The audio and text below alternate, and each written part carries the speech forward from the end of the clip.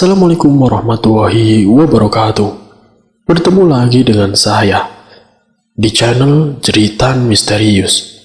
Semoga kita dan kalian semua masih tetap selalu dalam lindungan Allah Subhanahu wa Ta'ala. Pada kesempatan kali ini, saya akan membawakan kisah misteri yang berjudul Pesugihan dari Nyi Blorong. Seperti apa kisahnya? Namun sebelum kita masuk ke dalam ceritanya, nama dan tempatnya disamarkan semua, dan tak perlu kita berlama-lama lagi. Langsung saja, mari kita simak ceritanya. Legenda pesugihan dari Laut Selatan Pulau Jawa, yang selama ini dianggap dongeng sebelum tidur oleh sebagian orang. Nyi Ratu Blorong, sosok siluman ratu ular, sebagai simbol kekayaan. Sejauh ini sang ratu hanya dianggap mitos yang sangat kental dengan dunia mistis. Faktanya ia ada dengan jati dirinya yang tidak kasat mata dan tetap setia sampai detik ini dengan para sekutunya. Inilah kenyataan yang ada dan tidak disadari sepenuhnya oleh manusia di kehidupan masyarakat milenial. Sebenarnya para pengikut sang ratu sebagian kecil masih tetap ada di sekeliling lingkungan kita tanpa ada yang tahu. Inilah salah satu kisahnya dari banyak cerita Nyi Ratu Blorong. Kisah ini berasal dari salah satu narasumber yang mempunyai teman yang pernah melakoni pesugihan. Lokasi kejadian kali ini berada di Provinsi Jawa Tengah.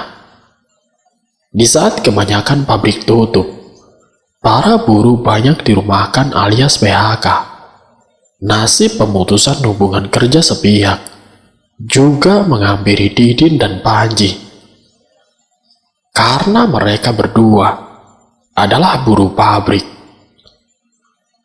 Gelar pengangguran baru yang tersemat dalam diri mereka kini juga memaksa mereka jatuh ke dalam kemaksiatan akut dalam waktu yang singkat.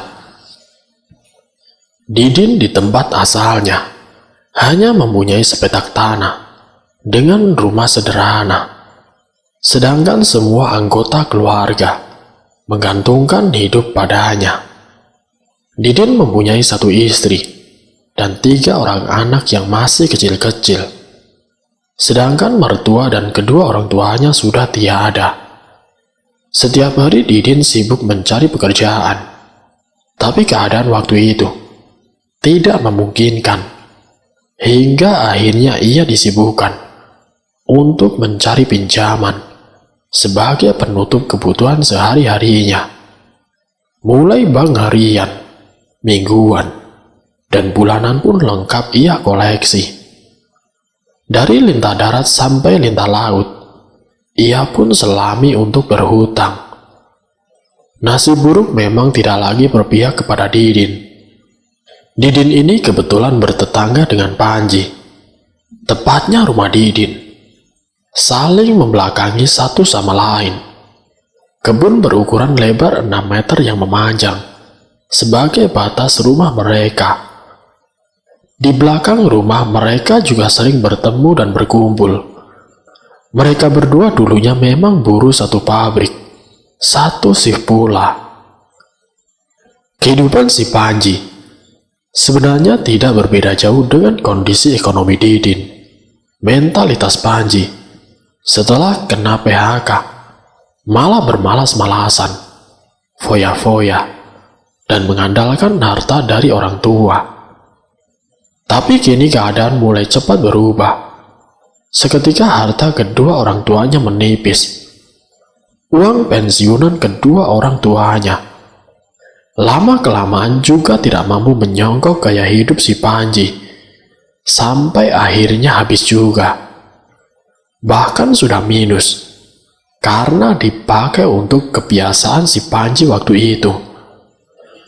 Tapi kedua orang tua si Panji masih menyisakan sebidang tanah dan rumah yang ia tempati. Sedangkan untuk uang, sudah tidak ada lagi.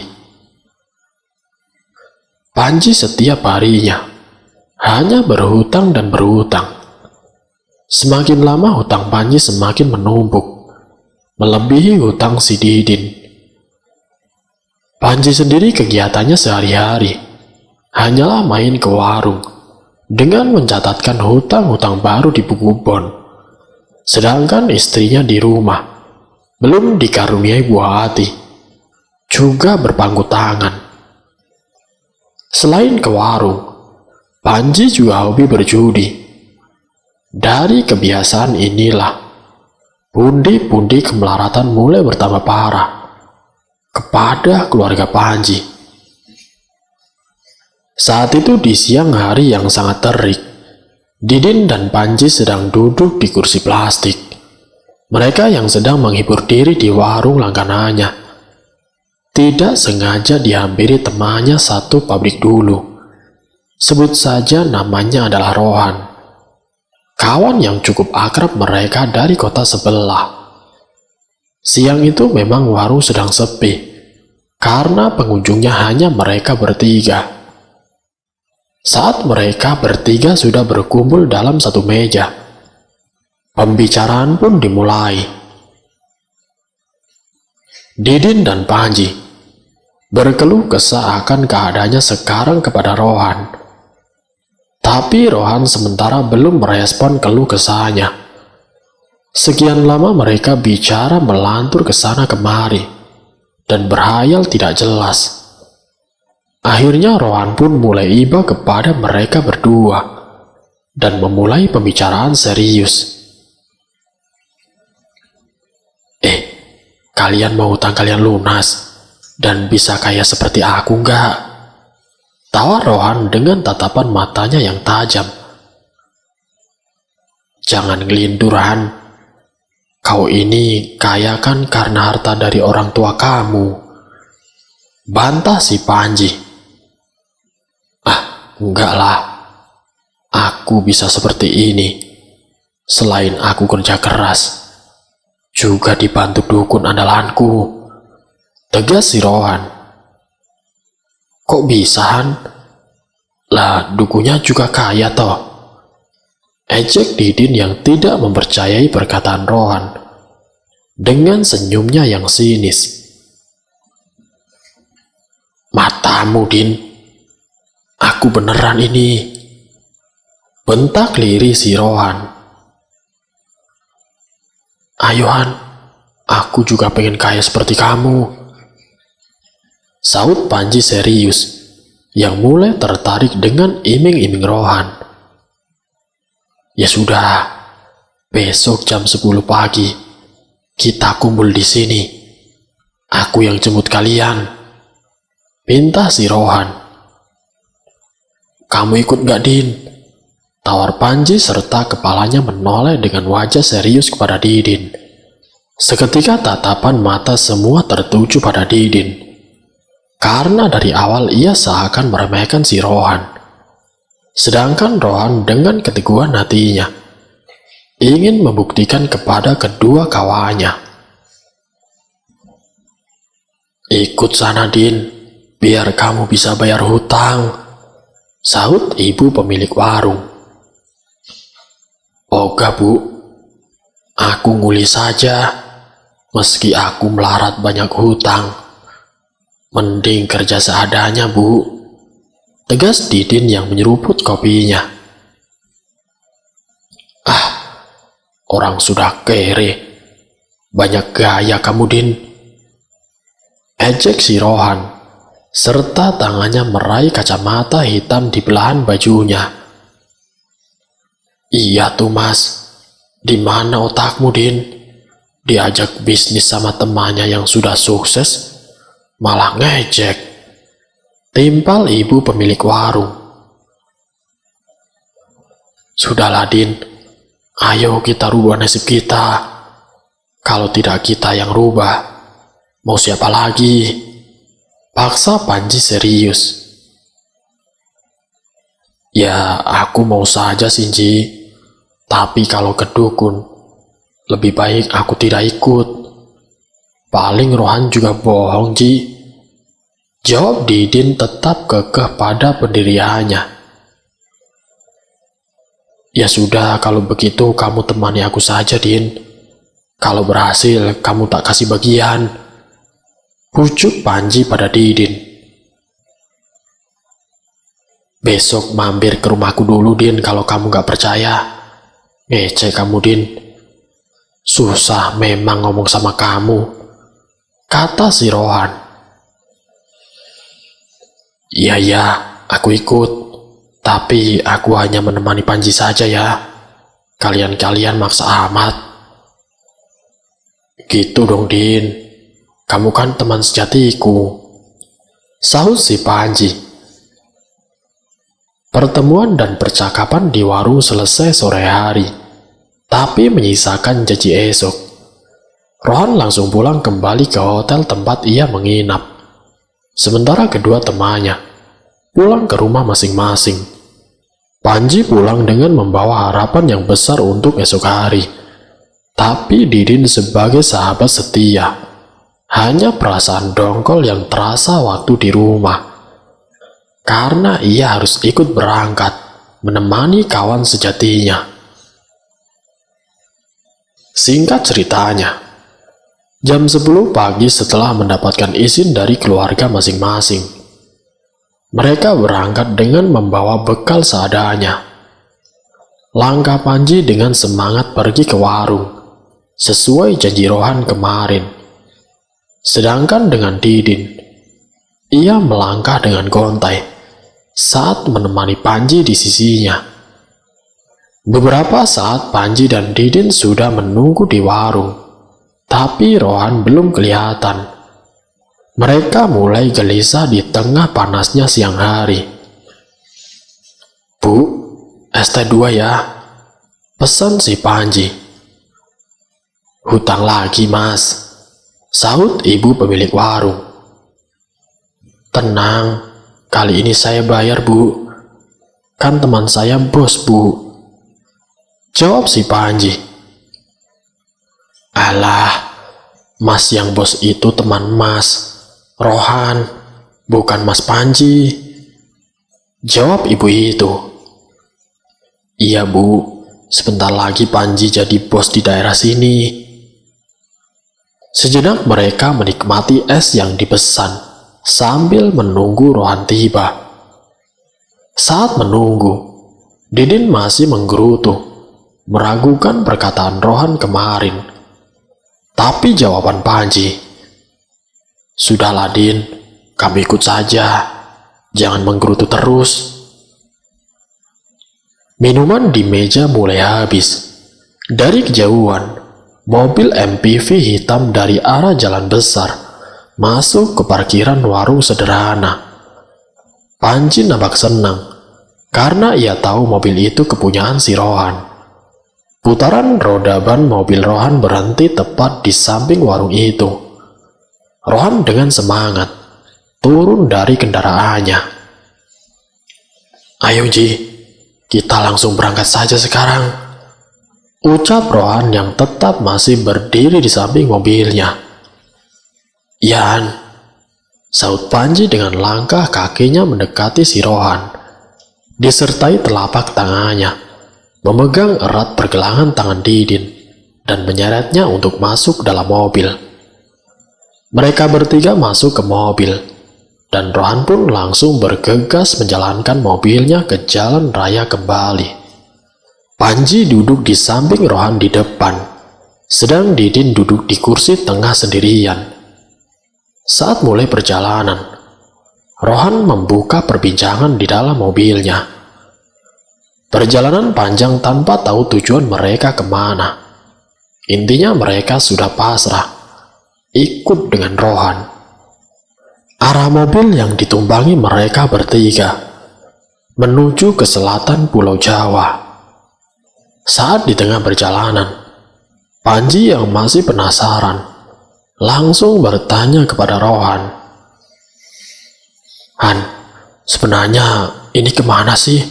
Kok lama tidak sampai-sampai? Tanya Panji yang duduk di samping kemudi. Sudah, kamu diam saja. Nanti tahu sendiri, jawab Rohan yang masih serius memegang kemudi. Kok jauh amat, Han? Palingan kamu bohong ya, sahut Didin dari bangku tengah. Ngawur kamu, Din. Aku ini beneran ingin bantu Panji. Sudah, kamu tidur saja.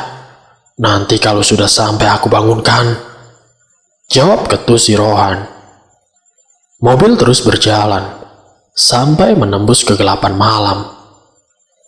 Dari jalan nasional hingga jalan tidak beraspal. Beberapa jam mobil itu melewati jalan di tengah hutan. Akhirnya mobil Rohan terhenti di sebuah lereng gunung. Tepatnya gunung itu persis bersebelahan dengan laut selatan. Setelah Rohan membuka HP, ia melihat waktu sudah menunjukkan jam 1 malam. Rohan kemudian membangunkan kedua temannya. "Woi, bangun, ayo bangun, sudah sampai," ucap Rohan, dan ia segera turun terlebih dahulu dari kendaraannya. Sambil menunggu temannya keluar, Rohan yang dari tadi jadi sopir berjalan mondar-mandir di atas kerikil lereng gunung tanpa alas kaki. Kebiasaannya sehabis mengemudi jarak jauh ialah melemaskan otot yang tegang dan menghilangkan rasa nyeri di kaki. Beberapa menit kemudian, satu persatu temannya keluar dari mobilnya. "Bagaimana, Ji? Din, sudah siap?" kata si Rohan. "Iya, Han, ayo berangkat," jawab si Panji. "Han, sebenarnya ini di mana, Han?" tanya Didin penasaran. "Sudahlah, ayo cepat ikut aku. Jangan banyak tanya, Din." "Kau mau kaya apa tidak, Ji?" kata Rohan dengan semangat. Iya, Han, sebentar," jawab Panji yang sedang membenarkan posisi tas dan juga isinya. Mereka bertiga yang bersiap sudah memakai jaket tebal dan mulai berjalan. Dari bawah bukit mereka mulai masuk ke jalan setapak menuju ke atas dengan bantuan cahaya senter kecil di tangan Rohan. Dalam kegelapan malam, mereka tetap berjalan menanjak dengan undakan tanah sedikit terkerikil dan juga berbatu. Di kanan kiri jalan rumput hijau yang basah mengikuti pemandangan sampai tengah perjalanan. Berjalan kaki ini sangat melelahkan karena pada dasarnya Didin dan Panji tidak biasa berjalan jauh, apalagi menanjak. Di saat perjalanan itu, mereka pun berulang kali berhenti untuk beristirahat. Dan sekitar 2 jam perjalanan, akhirnya mereka mulai melihat cahaya kecil di sebuah bangunan. Melihat sebuah pendopo kecil yang terlihat tidak terawat. Rohan sebagai pemimpin rombongan itu menambah kecepatan jalan kakinya karena tujuannya sudah terlihat. Langkah kaki mereka bertiga berhenti ketika sudah berada di depan pendopo. Didin dan Panji hanya diam saling bertatapan. Rohan yang mengamati di setiap sudut atas dan bawah pendopo yang sepi. Tapi dari semak-semak, perlahan muncul suara kaki dan gesekan dedaunan. Samar-samar penampakan seseorang pria tua yang memakai pakaian loreng hitam coklat mulai terlihat. Pak tua ini kepalanya memakai belangkon batik, serta bawahan berbalut sewek, persis seperti abdi dalam sebuah keraton. Dengan sembulan rambut putih yang mencuat dari belangkon itu, serta kumis dan jenggotnya yang ikut menguning dan memutih, ia berjalan mendekati kami yang masih berdiri mematung di depan pendopo. Rohan yang sudah mengenalnya dengan cepat menjabat tangannya dan mencium tangan kanan pria tua itu. Begitupun Didin dan Panji mengikuti apa yang telah dilakukan oleh Rohan. Maaf, Mbah.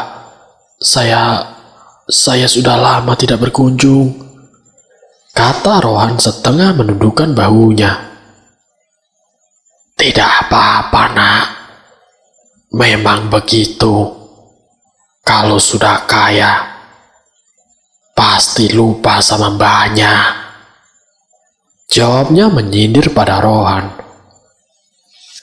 Setelah menjawab, pria tua itu berjalan menuju pendopo kecilnya. Tidak begitu, Mbah. Kan saya repot ngurus usaha saya di kota, jawab Rohan yang mengikuti di belakang kakek tua itu.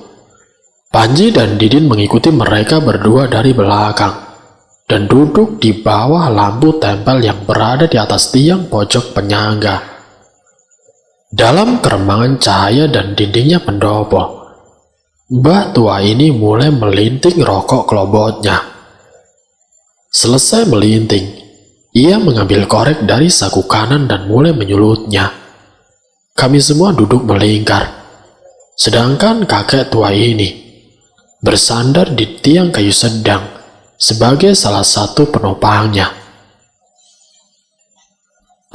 Mbah, kenalkan, ini teman saya semua, Mbah.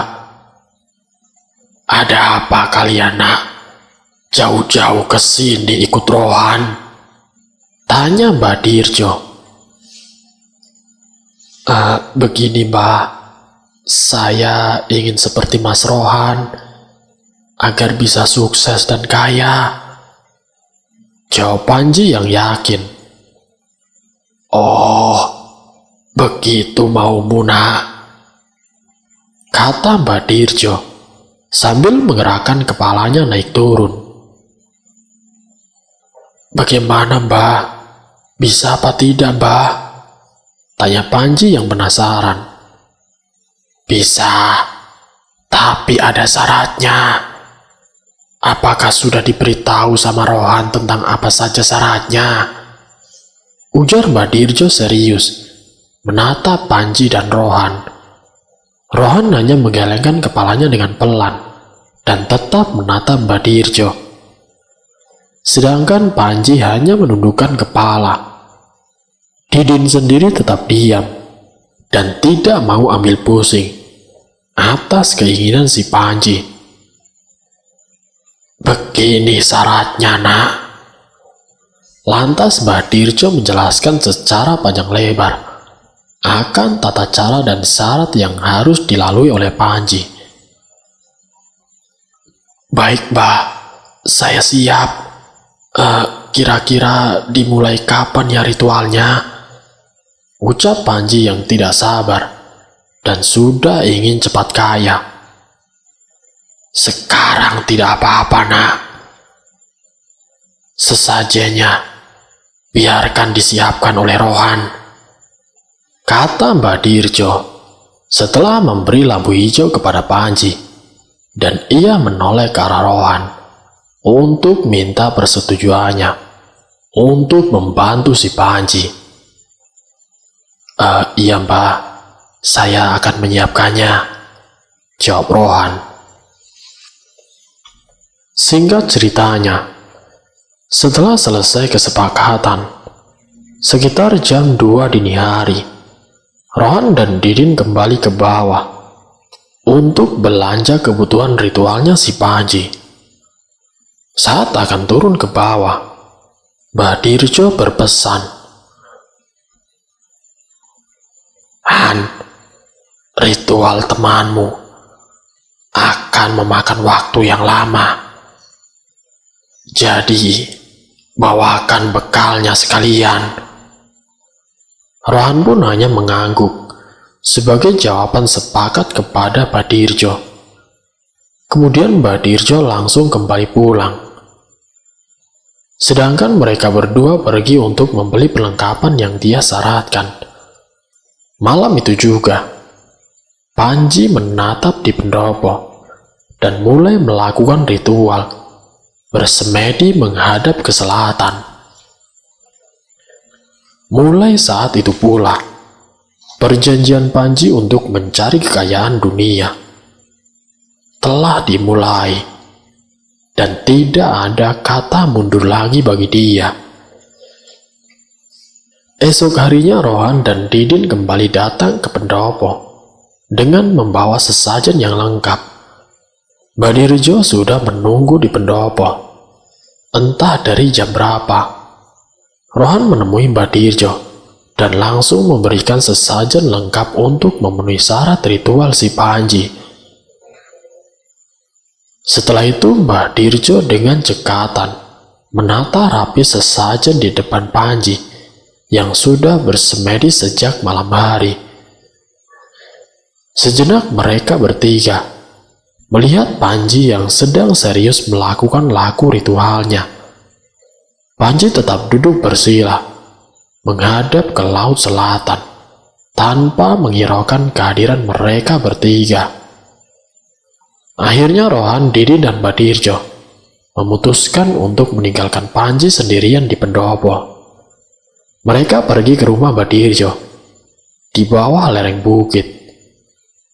Kini Didin mulai terbiasa dengan perjalanan dari atas ke bawah dan dari bawah ke atas. Rumah Badirjo terbuat dari kayu biasa yang sederhana. Nampak seperti rumah kuno, jauh dari kesan mewah. Sampai di depan rumah, mereka bercengkrama sejenak di pagi hari. Selanjutnya Rohan dan Didin pergi. Didin diajak Rohan untuk menemaninya selama Panji masih melakukan laku ritualnya. Hari berganti hari, siang malam ia lalui. Panji sudah tidak lagi menghiraukan kondisi apapun yang ada di sekitarnya. Ia hanya fokus untuk bertemu dan bersekutu dengan sang ratu. Sedang kedua temannya harus naik turun untuk melihat serta mengawasi Panji di pagi dan sore hari. Akhirnya ritual Panji sudah memasuki hari ke-7. Tepat saat bulan purnama penuh, Panji melakukan ritual langsung menghadap pantai selatan di atas batu karang karena diperintah oleh Badirjo. Malam ini Panji yang tetap dalam semedi.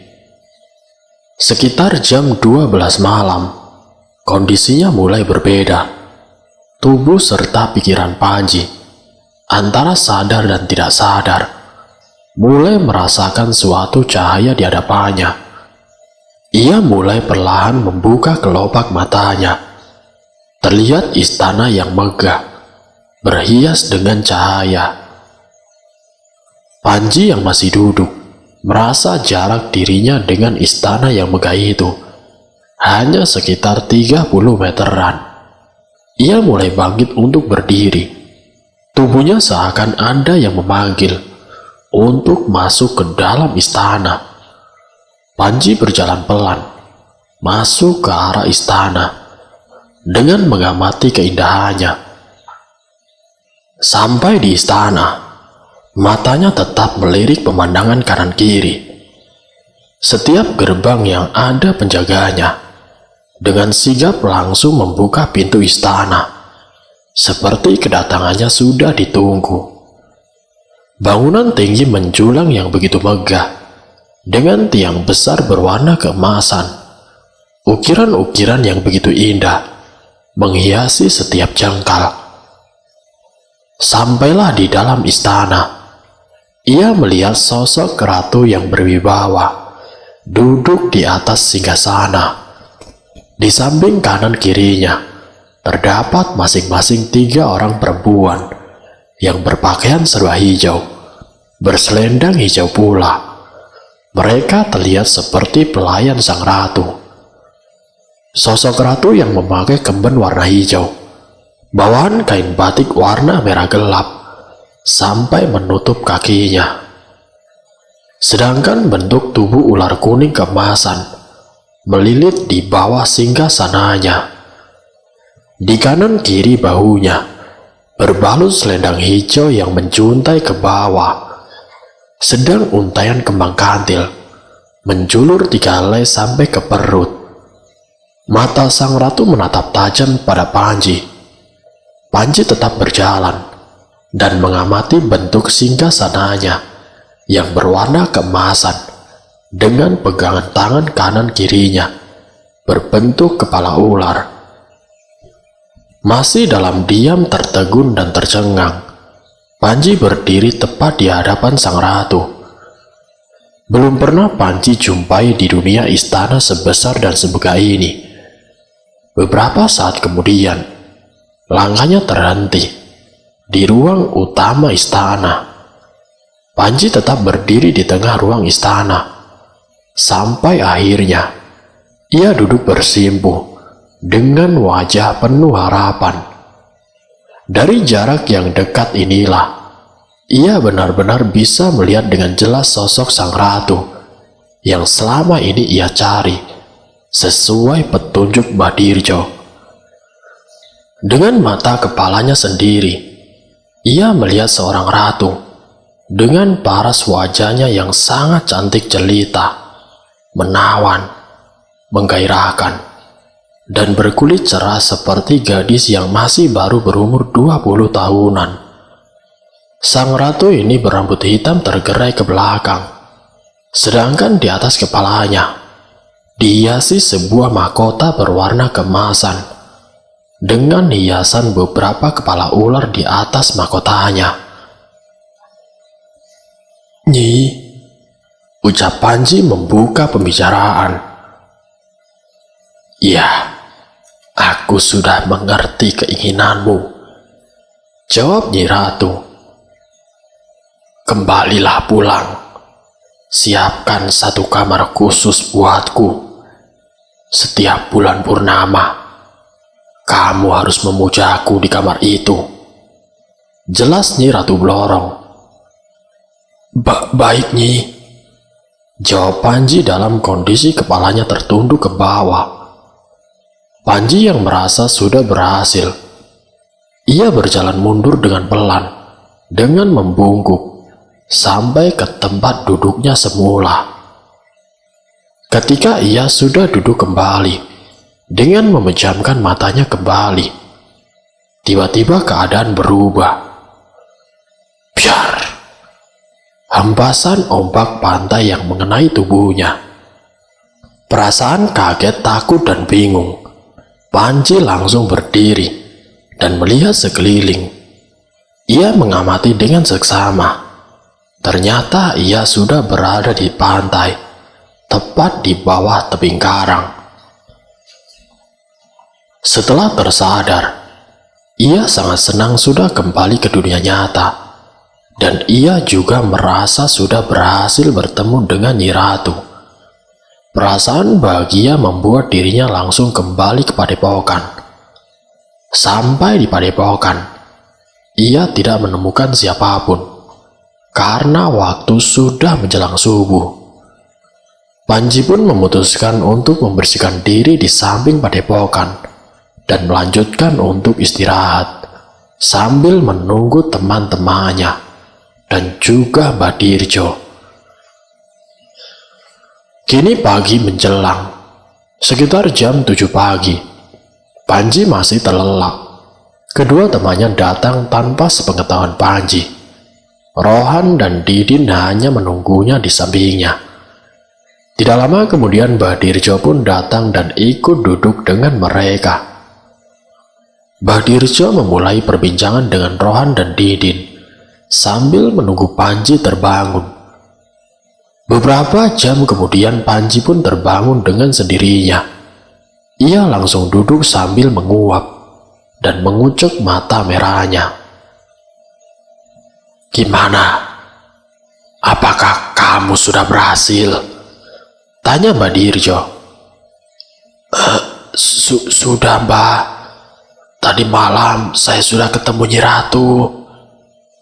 Panji menceritakan secara detail kepada mereka dari awal sampai akhir tentang kejadian bertemu dengan Nyi Ratu. Siapkan apa yang diminta oleh Nyi Ratu, pinta Mbah Dirjo. Iya Mbah, terima kasih banyak Mbah, jawab Panji. Kalau begitu saya langsung pamit dulu Mbah. Mereka semua akhirnya pamit kepada Mbah Dirjo. Hari masih siang, tapi hawa dingin di gunung masih tetap sejuk menusuk tulang-tulang. Panji dan kedua temannya langsung berkemas untuk segera pulang. Setelah bersalaman dan memberi amplop kepada Mbah Dirjo, mereka langsung turun ke bawah menuju mobil. Sampai di parkiran bawah, mobil Rohan tetap diisi 3 orang. Perjalanan dimulai dari jalan berbatu yang mengoyakkan isi di dalamnya, sampai goyangan mereda di jalan beraspal. Ketiga orang yang berada dalam mobil masih terdiam. Belum ada sepatah kata yang keluar dari mulut mereka. Sampai singkat ceritanya, sekian jam perjalanan dan sekian kali berhenti untuk melepas lelah. Beberapa jam kemudian mereka sampai di rumah Panji, tepat pada malam hari. Minggu telah berganti minggu. Panji tetap masih jadi pengangguran, sedangkan Didin kerja serabutan. Terkadang Didin sehari bekerja, 3 hari ia menganggur. Hal ini yang sering dijalani oleh Didin. Siang itu Panji duduk di teras rumahnya sambil menghitung hari. Pada hitungannya hari itu, nanti malam terjadi bulan purnama. Karena petunjuk ini adalah wawasan dan pengalaman dari Rohan. Panji sendiri sekitar jam 8 malam langsung berdiam diri di atas ranjang kamar khususnya. Tidak lupa ia mengunci rapat-rapat pintu dari dalam kamar. Sebelumnya ia sendiri berpesan kepada seluruh anggota keluarganya, kalau dia di dalam kamar, tidak boleh diganggu, apapun yang terjadi. Di dalam kamar penerangannya memakai lampu neon kuning remang-remang. Dipan kayu yang mewah dengan kasur yang empuk telah ditaburi bunga-bunga di atasnya. Semuanya sudah disiapkan. Tidak lupa kelambu putih bergelayut menghiasi kamarnya.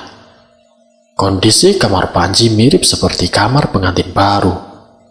Sedang 3 sudut kamar masing-masing diberi sesajen lengkap 1 nampan. Sampai di seluruh penjuru ruangan kamar Panji dipenuhi bau harum bunga dan juga dupa khusus. Panji pun memulai ritualnya, seperti yang ia lakukan di tempat Mbah Dirjo.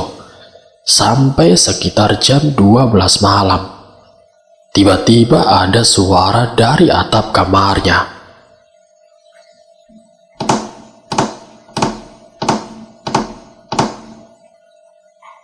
Suara kaki kuda, serta lonceng kereta kencana yang berjalan dan berhenti tepat di atap kamar Panji. Panji yang mendengar suara itu hanya diam dan terus konsentrasi membaca mantranya. Perasaan Panji pertama kali ialah sangat takut, bercampur bahagia mendengar pertanda itu. Dengan sedikit keringat yang mulai muncul di kulitnya, sedangkan jantungnya mulai berdebar-debar, terpacu dengan cepat. Sesekali matanya terbuka untuk melihat isi ranjangnya yang masih kosong. Saat matanya sedang tertutup, tiba-tiba bau harum bercampur amis mengusik semedinya. Timbul rasa penasaran pada dirinya. Akhirnya ia membuka matanya lagi. Dan tiba-tiba Panji melihat sosok sang Nyi Ratu yang cantik jelita sudah berada di depannya dengan duduk bersimpu. Nyi Ratu kali ini hanya memakai kemben hijau tanpa perhiasan sama sekali, tapi kecantikannya sungguh sangat luar biasa menggodanya. Dalam kondisi tercengang mata Panji tidak berkedip sama sekali. Ia hanya menatap Nyi Ratu yang sangat mempesona. Beberapa saat kemudian semedi Panji dihentikan oleh Nyi Ratu. Tanpa ada kata terucap sama sekali, Nyi Ratu langsung memulai dan mengajak hubungan suami istri dengan Panji. Beberapa kali dalam kondisi yang penuh nafsu, antara sadar dan tidak sadar, tangan Panji merasa beberapa bagian tubuh Nyi Ratu licin dan membulat kecil seperti sisik ular. Tapi dalam otaknya, Panji sudah kepalang tanggung. Ia terus bergulat hebat malam itu, sampai ia benar-benar terkulai lemas. Entah berapa lama ia melakukan dengan Nyi Ratu, sampai akhirnya ia tidak sadar dan langsung tertidur di kamar khususnya. Beberapa jam kemudian saat kesadarannya mulai kembali, ia merasa hanya sendirian di kamar. Panji sendiri tidak tahu kapan persisnya Nyi Ratu pergi meninggalkannya. Dan menjelang paginya, ia sudah mulai benar-benar pulih dan sadar. Panji mulai bangun dari posisinya yang masih terlentang. Panji mulai bangun dan duduk. Matanya langsung melihat uang dan juga lempengan emas seperti ujung sendok berserakan di atas spraynya, bercampur keringat dan bunga. Setelah melihat dengan seksama kenyataan di dalam kamarnya, Panji mulai senyum-senyum sendiri. Aku berhasil, aku jadi kaya. Teriaknya dengan menaburkan ke atas beberapa keping emas dan juga uang dari ranjangnya. Usai euforia di dalam kamarnya sendiri, dengan cepat Panji mengumpulkan uang dan emas di kantong kain yang sudah disiapkan. Memasukkannya ke dalam tas ransel.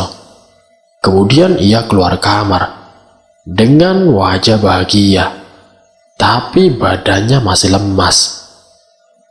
Panji pun langsung menemui sang istri di dapur dan lalu menciuminya.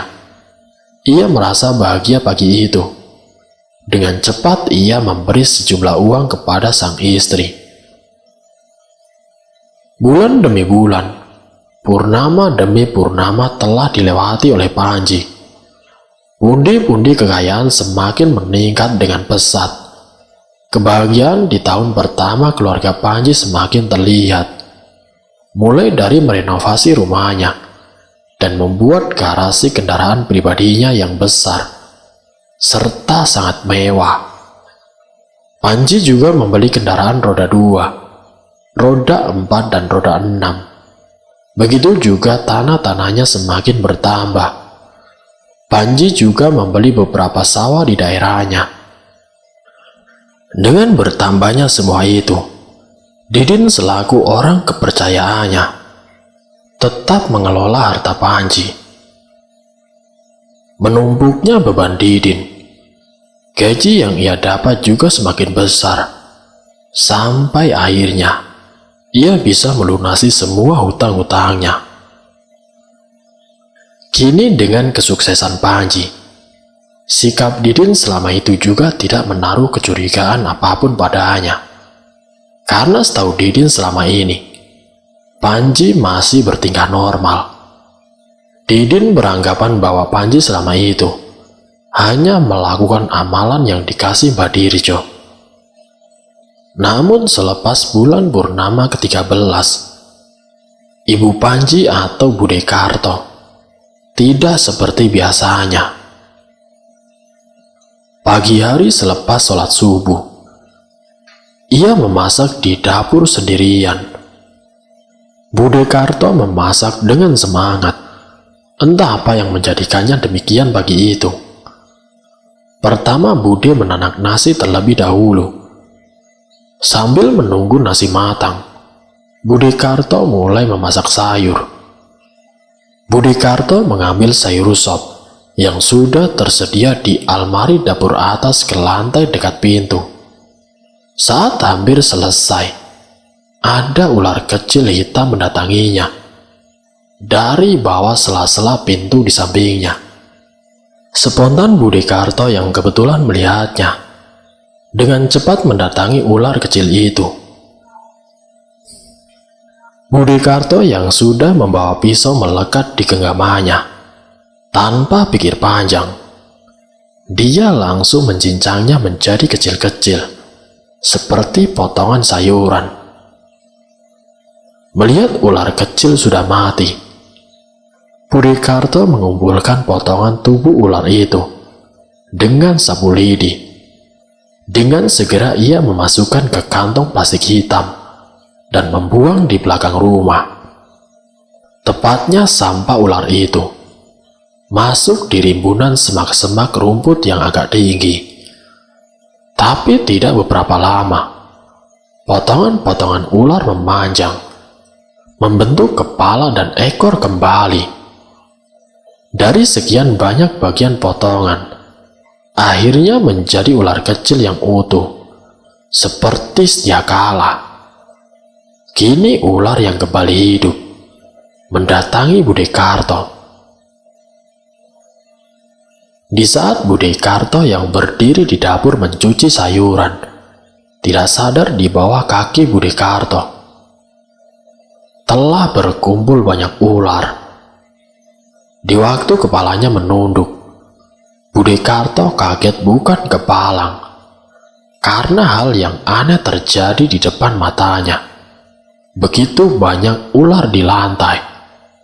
Melihat kejadian ini, ia tertegun sejenak.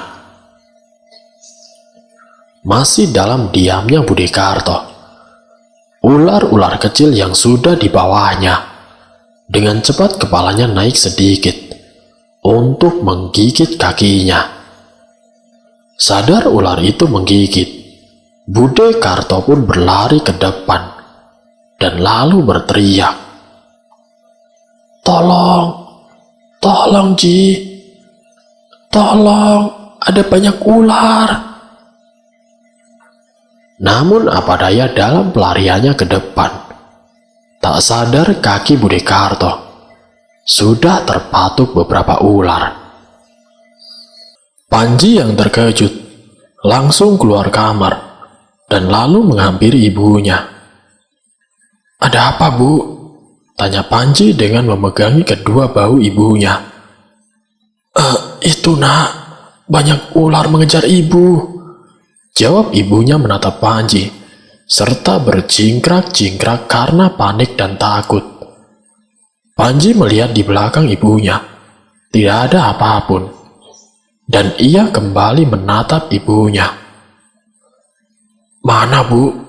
Tidak ada apa-apa kok," jawabnya dengan meyakinkan dan menenangkan ibunya. Budi Karto ikut melihat di belakangnya. Ternyata ular-ular kecil tadi sudah tidak ada. Kini perasaan Budi Karto mulai tenang, tapi ia merasakan sakit di kedua kakinya, seperti ditusuk-tusuk jarum. "Le, kaki ibu kok seperti sakit begini, Le?" ujar ibunya yang memegangi kaki kanannya. Sebentar Bu, ibu duduk dulu di kursi, saya lihat dulu," perintah si Panji. Panji kemudian berjongkok untuk melihat kedua kaki ibunya. Dia melihat dengan cermat dan perlahan. Sekian kali diamati dengan mata Panji sangat dekat. Kedua kaki ibunya tidak ada bekas apapun. Semua kulit kakinya terlihat normal. Di dalam lubuk hatinya, teringat kejadian akan hal yang dialami oleh bapaknya saat 1 tahun yang lalu. Di dalam kebimbangan, ia langsung memutuskan untuk mengajak ibunya ke dokter. Karena semakin lama ibunya semakin merasakan kesakitan di kakinya. Ibunya pun dibawa dengan cepat oleh Panji ke dokter. Saat di tempat dokter, ibunya langsung diperiksa dan disuntik. Sakit yang dirasa oleh ibunya Panji semakin mereda, dan dalam kondisi ibu Panji yang sudah tenang dan merasa baikan, mereka kembali membawa ibunya pulang ke rumah. Sesampainya di rumah, ibunya dibaringkan di tempat tidur kamarnya dan dijaga oleh istri Panji. Sementara Panji pergi ke toko dan sawah untuk sekedar mengawasi serta melihat hasil kerja Didin di lapangan. Hari menjelang malam, Didin dan Panji pulang bersama. Namun kedatangan mereka berdua dikagetkan dengan banyak orang yang sudah memenuhi rumah Panji dan tangis pilu dari beberapa tetangga serta kerabat Panji yang sudah berada di rumahnya. Di tengah kerumunan para warga, Panji secara perlahan memasuki rumahnya. Beberapa warga dan juga para kerabat yang sudah berjajar di dalam rumahnya kemudian menepuk pundak Panji dengan mengatakan, "Yang sabar, Ji." Setelah tiba di kamar ibunya, ia melihat ibunya sudah tiada lagi. Sedangkan sang istri masih setia menangis di samping mayat ibu Panji.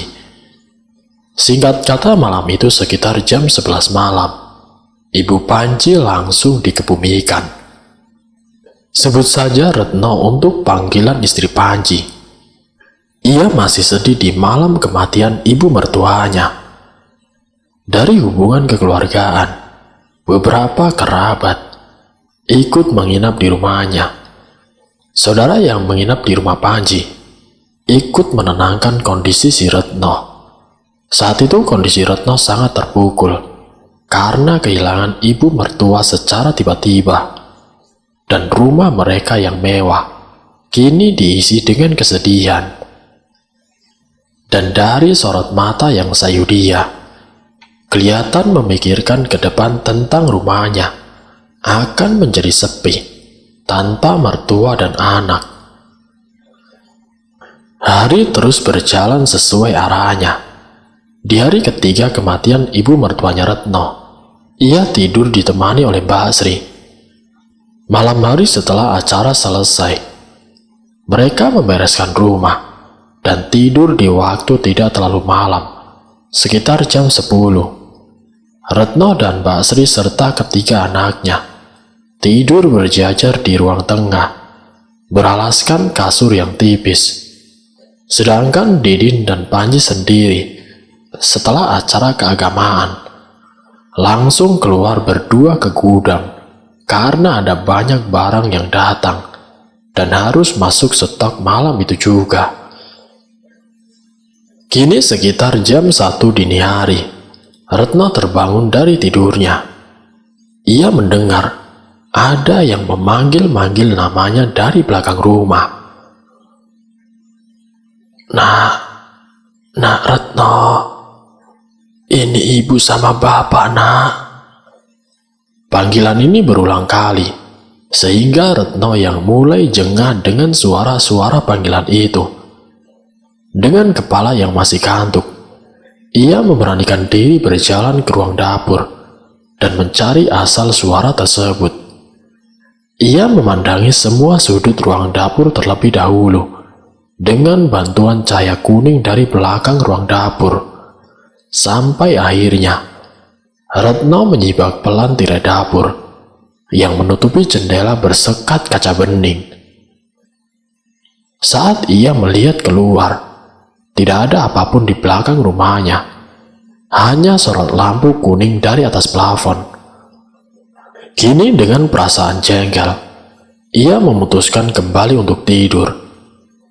Tapi saat Retno baru berjalan di tengah dapur, suara panggilan itu muncul lagi. Kali ini Retno sudah hilang rasa takutnya. Ia memutar arah dan berjalan kembali mendekat ke jendela. Tangan Retno dengan cepat menyibak tirai itu. Saat terbuka, tirai itu sudah mendapati kedua mertuanya. Sudah berdiri tepat di depannya, mereka menjadi pocong dengan kainnya yang lusuh dan juga cebang-camping semua. Mereka berdua membawa bau busuk yang menembus kaca jendela dengan mukanya penuh luka sayatan. Ya Allah, astagfirullahaladzim, Bapak, Ibu, ucap Retno spontan, serta tangan kanannya mengelus dadanya. Saat Retno masih beradu pandang mematung, bersamaan dengan itu, bibir kedua mertuanya berucap bersamaan. Duk, ingatkan suamimu, Duk. Dia sudah tega membuat bapak dan ibu menjadi seperti ini. Selesai mereka bicara, tubuh Retno masih tidak bisa digerakkan. Kini dengan cepat terasa takutnya menjalar ke seluruh tubuhnya, membuat ia bisa menggerakkan tubuhnya dan hanya bisa menangis sesenggukan. Saat Panji mendapati istrinya menangis, ia pun mendekat. Ada apa, Bu? Sudahlah, jangan nangis terus. Jam segini kok pada belum tidur? Retno masih terus menangis sesenggukan, tidak menjawab apapun pertanyaan dari Panji. Singkat ceritanya, keesokan harinya, Retno pun menanyakan kepada Panji, Pak, sekarang kamu harus jujur padaku. Sebenarnya, apa yang kamu sembunyikan dariku? Tanya Retno sambil menghapus air matanya. Tidak ada, Bu. Tidak ada yang kusembunyikan. Jawab Panji menatap istrinya serius. Jujur saja, Pak. Bentak Retno yang semakin menipis kepercayaan kepada Panji. Beneran, Bu, tidak ada yang Bapak sembunyikan.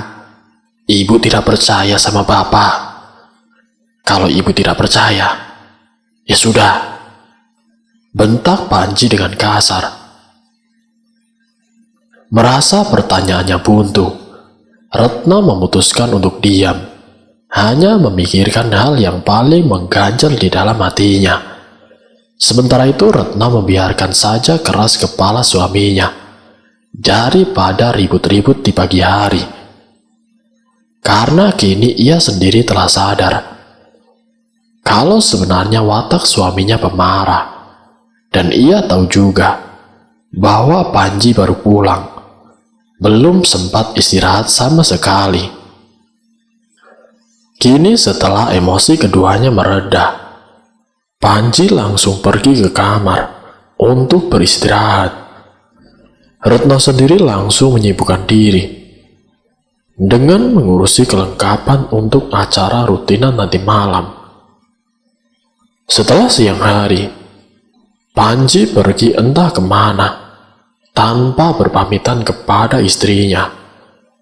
Retno sendiri yang belum memperoleh jawaban dari Panji dan melihat kondisi rumah sudah sepi, ia langsung menuju kamar khusus suaminya. Tapi kamar itu selalu terkunci dari luar, dan kuncinya selalu dibawa kemanapun oleh Panji. Sedikit memutar otak, istri Panji meminta istri Didin untuk membantunya. Mereka membawa tangga bambu lewat samping rumah, sedangkan Basri disuruh untuk berjaga di depan rumahnya, takut kalau Panji tiba-tiba datang. Dengan rasa penasarannya yang tidak terbendung, Retno secara perlahan menaiki anak tangga, dan saat kepalanya sampai di depan jendela kecil satu-satunya, ia bisa langsung melihat isi kamar itu. Meskipun hanya sedikit, perlahan mata Retno mulai mengamati seluruh isi dan sudut kamar khusus suaminya. Dan saat matanya melihat ke bawah ranjang yang memakai kelambu transparan, betapa terkejutnya si Retno. Ia melihat ular hitam sebesar paha orang dewasa sedang melingkar menggunung di atas ranjang itu. Astagfirullahaladzim, Masya Allah, gumam si Retno. Tiba-tiba ular di dalam kamar itu seperti mendengar ada yang mengawasinya. Kepala ular bergerak ke atas dengan menjulurkan lidahnya dan desisan kecilnya dari mulutnya. Saat Retno mengembalikan pandangannya untuk melihat isi dalam kamar, ia dikagetkan oleh kepala ular yang sudah berada di depan wajahnya. Dengan lidah yang keluar masuk dari mulut ular besar itu, seakan mulut ular besar itu akan memakan Retno hidup-hidup. Dan saat mulutnya sudah terbuka lebar di depannya, dengan cepat ia turun, sampai akhirnya Retno terpleset dan jatuh dari tengah anak tangga. Aduh, astagfirullahaladzim, Mbak Sri pun segera membangunkan si Retno. Dengan tubuh yang masih gemetar, Retno pun menceritakan apa saja yang tadi ia lihat. Tangisnya tidak henti-henti, dan tidak hanya itu saja. Setiap malam Retno selalu dihantui oleh almarhum mertuanya. Tubuh yang kian kurus, tapi anehnya perutnya semakin mengeras dan juga membesar. Hanya rasa sakit yang ia rasakan. Karena diagnosa selama itu hasilnya juga nihil. Sewaktu ditinggal oleh Panji keluar, Retno akan pergi ke rumah Mbak Sri. Meski masih terasa sakit, Retno hanya untuk menumpang istirahat dan juga mencari teman. Karena waktu itu ia benar-benar kesepian di rumah yang besar, tapi sangat menakutkan baginya. Singkat cerita, di hari ke-35 sejak kematian Ibu Panji, di pagi hari yang menjadi kegiatan baru bagi istri Didin untuk merawat dan juga menemani Retno di rumahnya, sedang Panji pagi-pagi sudah berangkat ke tokonya. Didin sendiri ke sawah dan kebun Panji terlebih dahulu untuk mengontrol para pekerjanya sebelum ke toko. Dari pagi Panji datang ke toko, langsung duduk sendirian di ruang administrasi di belakang. Ia duduk termenung sambil menunggu temannya datang. Saat Panji di dalam ruang yang sudah menunggu, 1 jam kemudian Rohan datang ke ruangannya sendirian. Seperti biasa, Rohan datang menagih uangnya kepada Panji untuk barang yang sudah terjual. Hari itu memang toko Panji tidak seberapa ramai. Hanya 3 sampai 4 pengunjung. Dari kesemua pengunjung, sudah dilayani oleh pegawai Panji yang berada di depan. Didin baru datang ke toko bangunan. Toko Panji juga yang sampai saat itu digunakan untuk pusat mengontrol semua usaha. Setelah ia memarkirkan motor di depan, ia melihat semua pegawai duduk-dudukan dan melayani pembeli di depan semua. Didin berfirasat, di belakang pasti sudah ada Panji dan Rohan. Didin langsung berjalan menuju ruang admin di belakang.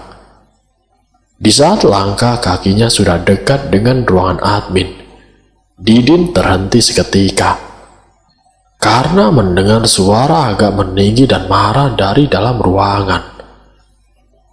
Brak! Suara pukulan yang mengenai meja di dalam ruangan admin. Jancok kamu, Han. Tega kamu menumbalkan Erna, bentak kasar si Panji. Maaf Ji, aku terpaksa. Habis aku mau bagaimana lagi Ji? Karena masalahnya Nyi Ratu meminta Erna. Aku sendiri ya tidak punya pilihan lain waktu itu. Terus setelah Erna mati, aku dilarang Nyi Ratu untuk menikah lagi. Aku hanya disuruh untuk melayani Nyi Ratu, jawab si Rohan. Erna waktu masih kerja di pabrik, dulunya menjadi rebutan Panji dan Rohan. Karena Rohan berjanji akan segera menikahi si Erna. Akhirnya Panji mundur meski sakit untuk merelakan dambaan hatinya diambil teman karibnya. Sedangkan Didin yang mendengar pembicaraan kedua temannya ini langsung mencari tempat duduk karena rasa penasaran yang tinggi.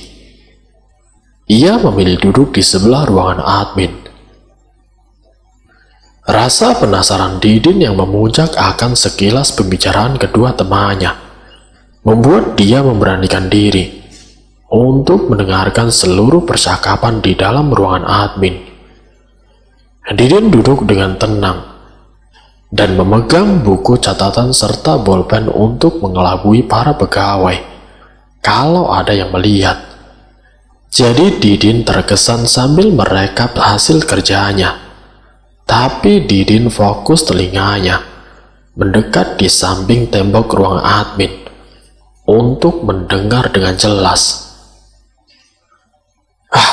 Bohong kamu, Han, jawab Panji sambil melepaskan pelan tangannya di kerah baju Rohan.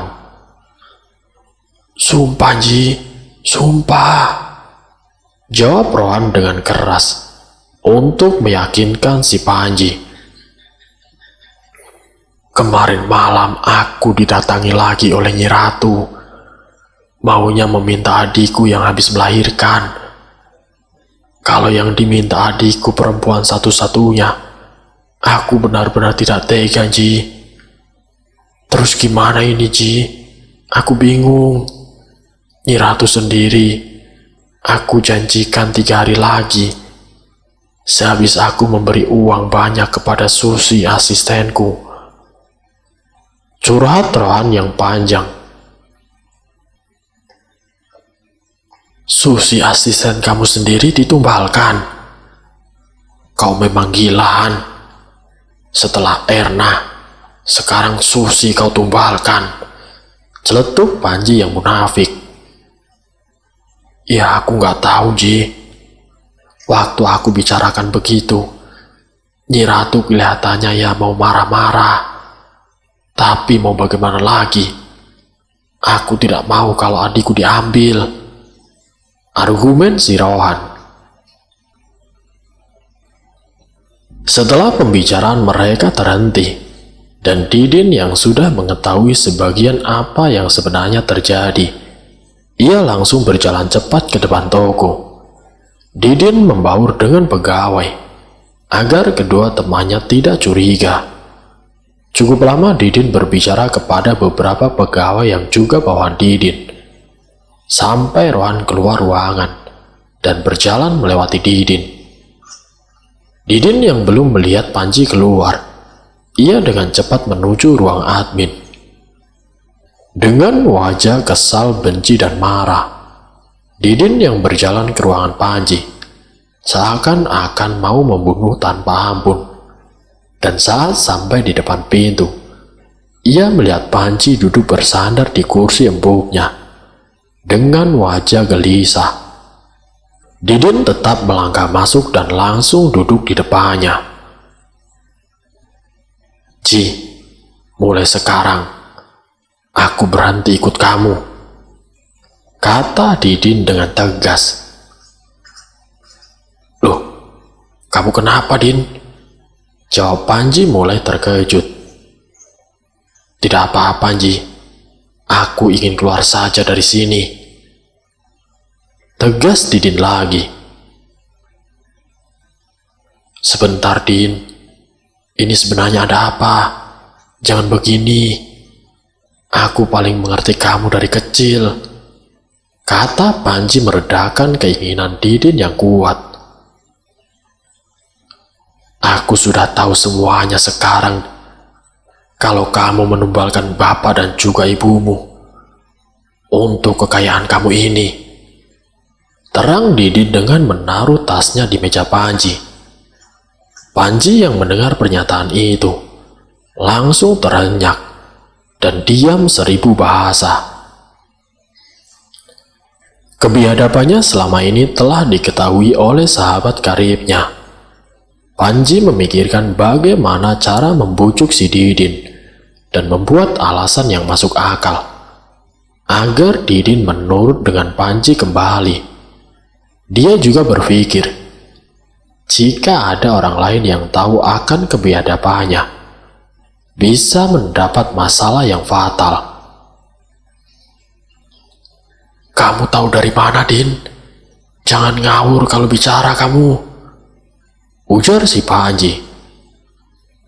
"Sudahlah, ngaku saja, Ji. Aku juga baru dengar dari kamu dan Rohan. Kamu berdua itu sama saja, sama-sama bajingan." Cerocos Didin mulai membabi buta. Sebentar, Din, sebentar. Tenang, jangan marah dulu," kata si Panji. "Aku tidak marah, Ji. Mulai sekarang aku keluar," jawab si Didin dengan menaruh tas yang berisi buku administrasi usaha Panji. Ia langsung berjalan cepat untuk keluar ruangan. Brak! Suara bandingan pintu ruangan administrasi. Didin dengan cepat berjalan keluar toko. Din, Didin, teriak Panji di dalam ruangan. Tapi hanya suaranya saja, sedangkan ia tetap di dalam ruangan, masih memikirkan cara untuk membujuk si Didin. Didin berjalan dengan cepat, sudah tidak menghiraukan panggilan Panji lagi. Jalannya yang terburu-buru membuat sebagian pegawai bawahannya tertegun memandang curiga. Didin sudah tidak memperdulikan semuanya.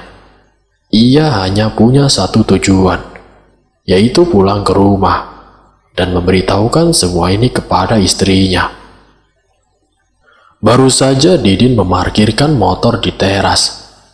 Panji yang mengikutinya dari belakang sudah sampai di depan rumahnya. Didin sudah tidak memperhatikan lagi dan langsung masuk rumahnya. Panji dengan cepat mengikuti Didin yang masuk ke rumah. Didin ditarik dan didudukan di ruang tamunya. "Sudahlah, Din, maaf. Setelah ini aku akan berhenti dari perguruannya Rohan," pucuk Panji dengan memelas. Didin hanya diam dan mendengarkan kata-kata dari Panji tanpa menyahuti. Dengan berbagai bujuk rayu dilontarkan oleh Panji kepada Didin. Namun akhirnya Didin pun luluh juga.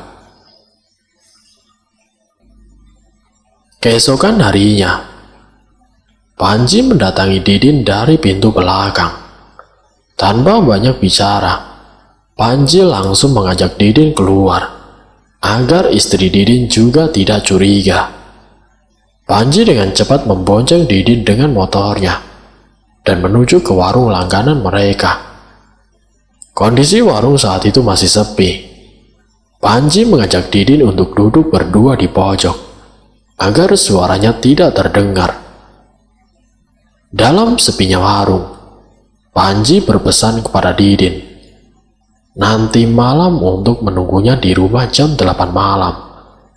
Rencananya mereka akan berangkat berdua ke rumah Kiai Sofyan bersama si Moden. Kegelisahan Panji pun menjadi-jadi karena istrinya semakin hari sakitnya semakin parah. Perutnya semakin lama juga semakin membesar. Tapi sekian kali di ronsen, hasilnya semuanya normal.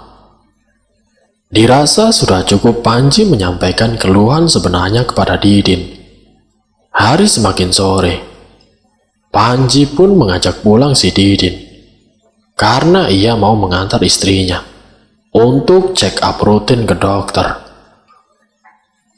Kini malam semakin beranjak. hingga pukul 8 malam.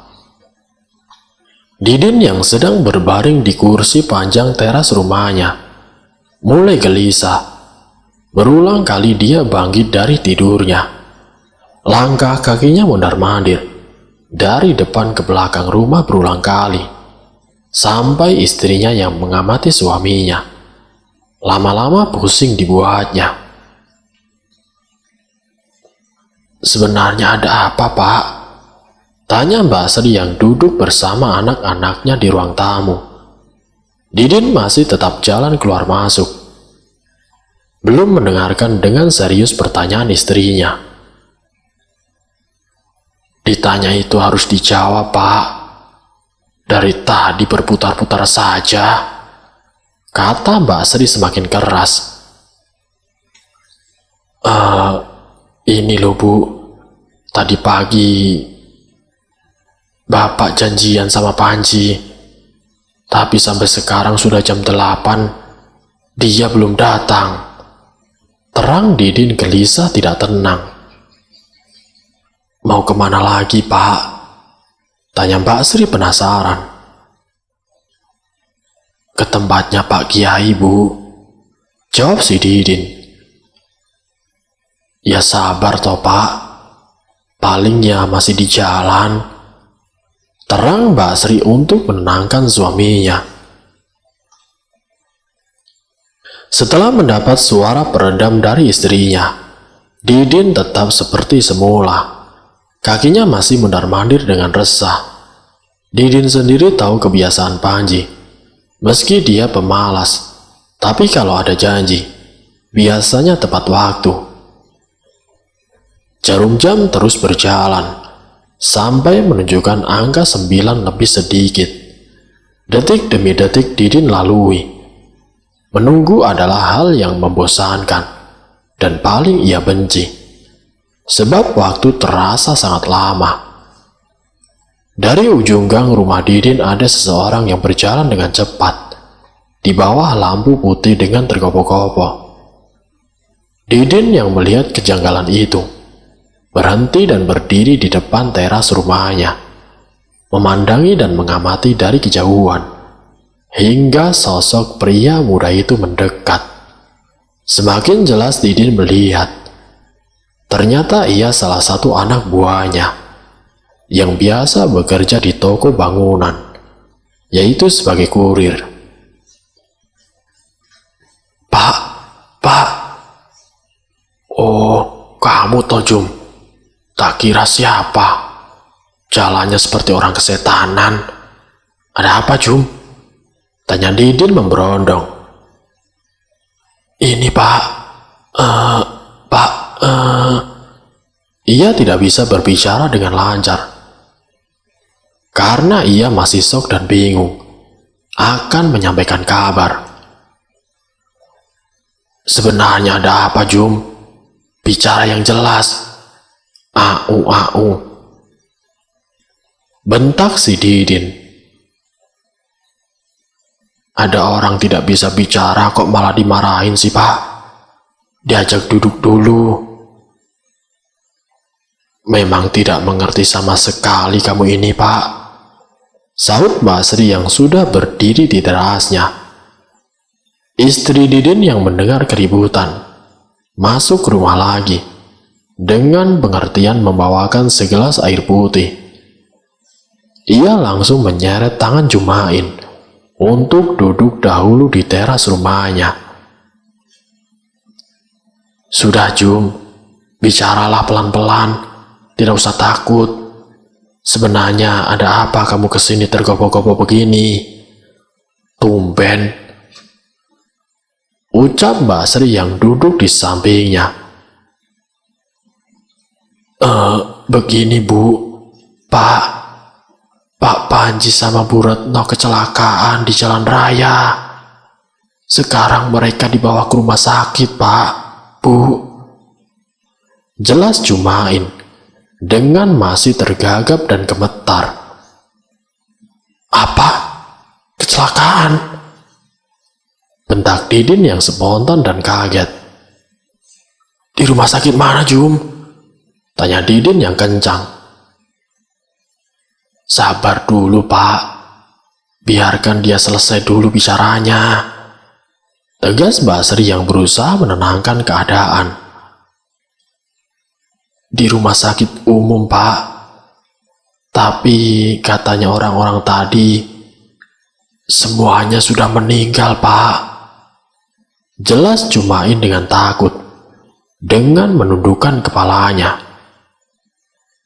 Bagaimana maksudmu, Jum?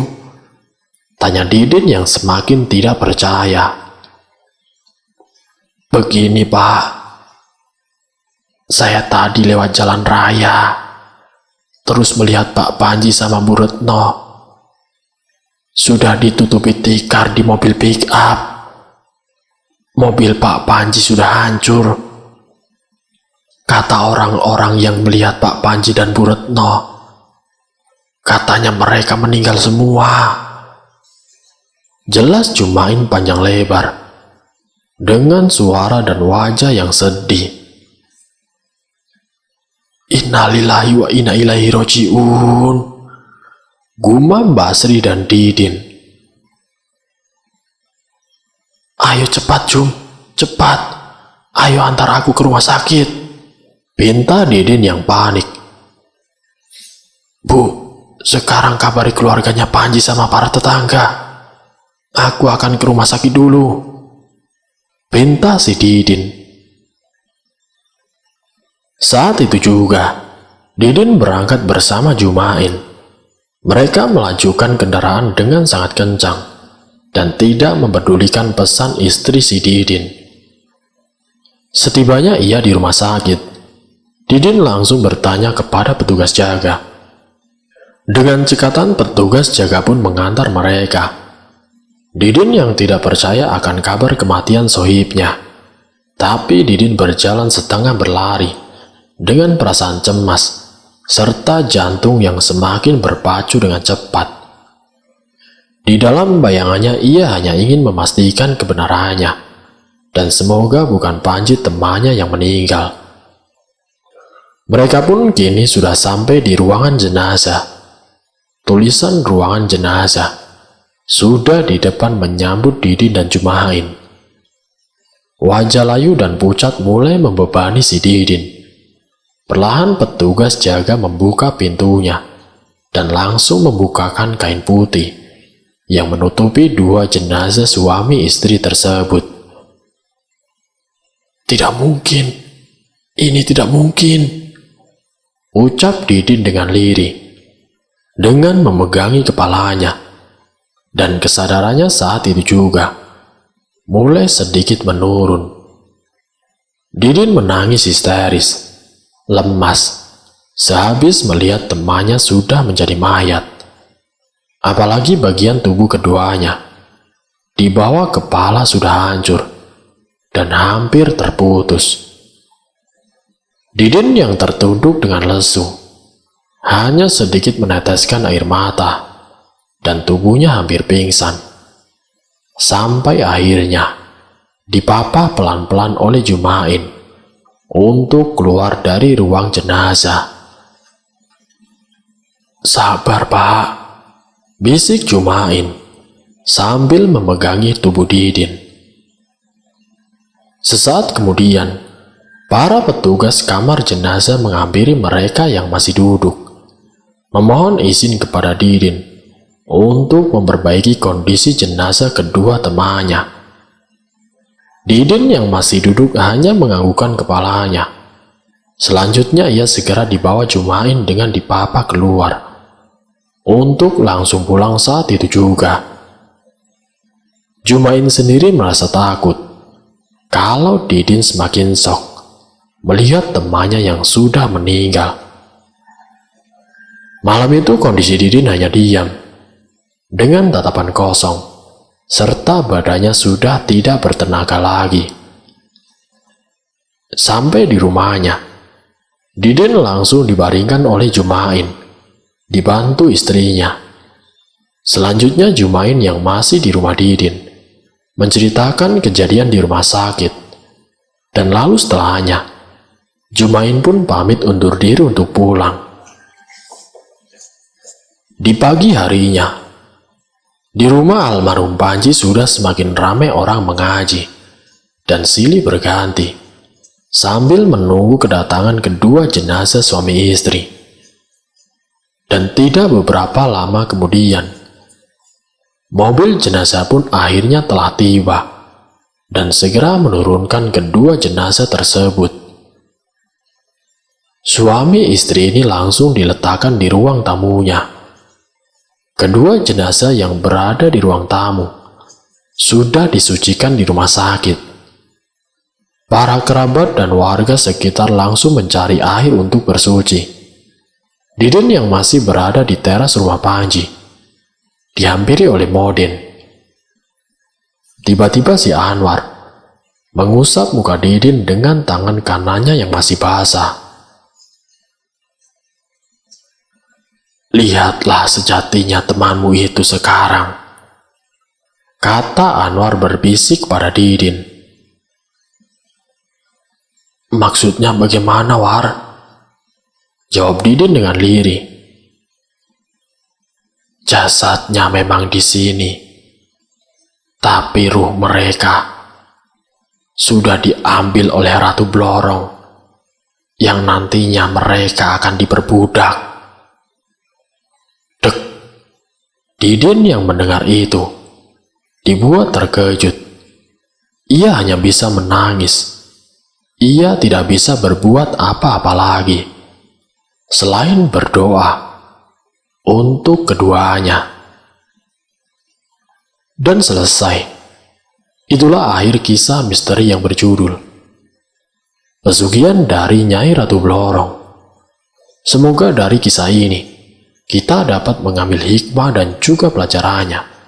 Wassalamualaikum warahmatullahi wabarakatuh.